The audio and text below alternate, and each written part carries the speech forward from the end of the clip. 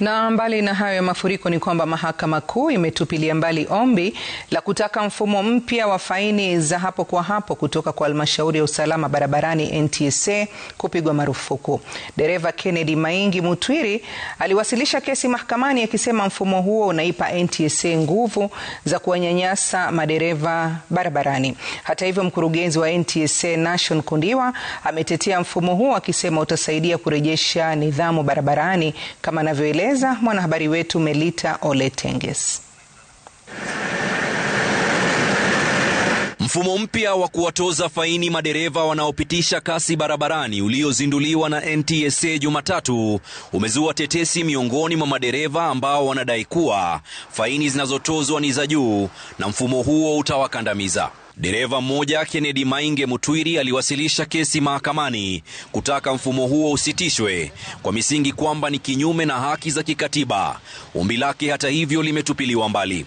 Mkurugenzi mkuu wa NTSA Nashon Kundiwa amesisitiza kwamba mfumo huo wa kutumia kamera kutathmini kasi ya gari na kuwatoza faini wale waliokiuka kiwango cha kasi papo hapo sio wa kukusanya pesa bali kupambana na ufisadi na kuleta nidhamu barabarani. There's a lot of negotiation when it comes to traffic violations, and it has been proven worldwide that the moment you make offenses and violations negotiable, you set the standard too low.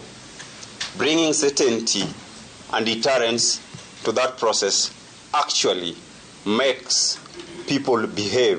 Kundiwa anasema kwamba kamera hizo zitanakili wakati dereva alipitisha kiwango cha kasi barabarani na dereva kutumiwa picha iwapo kuna tetesi.